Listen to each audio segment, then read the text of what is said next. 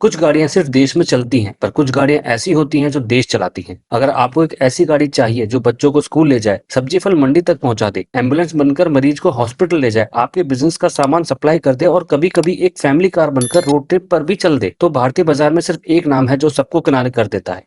Maruti Suzuki eco. Eco की सफलता की कहानी की शुरुआत होती है 1984 में ओमनी के लॉन्च के साथ। जी हाँ, हमारे 90s की मल्टीपर्पज वैन जो जहां चाहो वहां फिट बैठ जाती थी। ओमनी की सक्सेस से मारुति को एमपीवी सेक्टर में एक अच्छा स्कोप दिखाई दिया। ओमनी बुरी नहीं थी, बस मारुति को लगा कि ओमनी थोड़ी छोटी है, थोड़ी बड़ी, ज्यादा फीचर्स वाली और ज्यादा वर्सटाइल वैन की जरूरत है, और इसीलिए थोड़ी बड़ी और ज्यादा प्रैक्टिकल प्रीमियम एमपीवी वर्सा को 2001 में लॉन्च किया गया। वर्सा सुजुकी एवरी प्लस पर बेस्ड थी, जो बाहरी देशों में 1999 में ही लॉन्च हो गई थी। वर्सा एक प्रीमियम एमपीवी थी जिसमें मिलता था ड्यूल एसी, अलॉय व्हील्स और 1300 सीसी का G13BB इंजन जो एस्टीम का भी दिल था और देता था 82 बीएचपी की पावर। पर जैसा मारुति ने सोचा था उसके विपरीत यह प्रीमियम एमपीवी का आइडिया लोगों को कुछ खास जमा नहीं, इसलिए कम सेल्स के चलते मारुति ने वर्सा को डिसकंटिन्यू करना ही उचित समझा और वर्सा का 2009 में प्रोडक्शन स्टॉप कर दिया। वर्सा की नाकामयाबी से मारुति ने भारतीय ग्राहक की नब्ज को पकड़ लिया, जिसे एमपीवी तो चाहिए थी पर वर्सा के बिल्कुल विपरीत, कम प्राइस, कम मेंटेनेंस, ज्यादा स्पेस और बिल्कुल आसान। मारुति को यह समझ आ गया कि ओमनी की डिमांड अच्छी है, मतलब मार्केट को एमपीवी तो चाहिए, पर जो आदमी वैन ले ही रहा है तो उसको फीचर्स और लुक से कोई खास फर्क नहीं पड़ता, क्योंकि वो वैन ले ही रहा है किसी स्पेसिफिक पर्पस के लिए। फ्यूल एफिशिएंट इको है, इजी टू मेंटेन इको है, लो मेंटेनेंस इको है और प्रैक्टिकल वो तो इको है ही। जैसा चाहो इको को वैसा बना लो, और प्राइस मात्र 2.5 लाख। बस फिर क्या था, इको ने मार्केट में आते ही धमाल मचा दिया। एक सिंपल और किफायती पैकेज जो यूजर के लिए था हर तरह से फिट। साल दर साल इको को अपग्रेड भी किया गया, पर उतना ही जितने की जरूरत थी। जैसे पहले इसमें जी सीरीज इंजन आता था और अब इसमें मिलता है 1.2 लीटर का के सीरीज ड्यूल जेट इंजन जो देता है पहले से बढ़िया माइलेज और 8 बीएचपी तक ज्यादा पावर। साथ में फैक्ट्री फिटेड सीएनजी का ऑप्शन भी है जो कमर्शियल यूजर्स के लिए सोने पे सुहागा है। सेफ्टी की बात करें तो ऑन पेपर आज इको में लगभग सब कुछ मिल जाता है, जैसे 6 airbag, ABS with EBD, ESP, rear parking sensor, high speed alert, seat belt reminder आदि। सुनकर लगता है कि सेफ्टी तो फुल ऑन है, लेकिन असल में इको का बॉडी स्ट्रक्चर इतना मजबूत नहीं है और इंटरनेशनल क्रैश टेस्ट में इसको 0 स्टार मिले हैं। इसी वजह से इको कुछ एक मिडिल ईस्ट के देशों में ही एक्सपोर्ट होती है और यूरोपियन देशों में यह बेची नहीं जाती, जहां पर सेफ्टी नॉर्म्स काफी हाई है। अब सवाल यह उठता है कि एवरेज लुकिंग, नाम मात्र स्पेसिफिकेशन और सेफ्टी के बावजूद इको बिक क्यों रही है? तो इसका जवाब है मार्केट डिमांड। एक एवरेज वैन यूजर के लिए 3 चीजें अहम है: स्पेस, किफायत और मल्टीपर्पज। इको इन तीनों पर खरी उतरती है। इसमें आराम से 7-8 लोग बैठ सकते हैं। हाँ, वो बात अलग है कि लोग इसे सवारी गाड़ी की तरह यूज में लेते हैं और 16-16 तक पैसेंजर बिठा लेते हैं। कीमत और माइलेज जेब पर हल्के हैं और पर्सनल, कमर्शियल, ट्रैवल या डिलीवरी हर काम में इको फिट है। इंजन भी इतना अंडर पावर नहीं है और हाईवे पर इको को दौड़ते हम सब ने देखा है। मारुति ने इको में साल दर साल कुछ अपग्रेड्स किए हैं, जैसा हमने पहले भी डिस्कस करा है, पर गाड़ी के कोर डिजाइन को सेम ही रखा है, जिससे लोग कंफ्यूज ना हो। सिंपल, रिलायबल और किफायती। मारुति इको एक परफेक्ट एग्जांपल है कि किसी भी कंपनी के लिए मार्केट डिमांड्स को समझना कितना जरूरी होता है। और शायद इसीलिए अगर आप भी एक वैन लेने का सोच रहे हैं तो पहला नाम आपके दिमाग में आएगा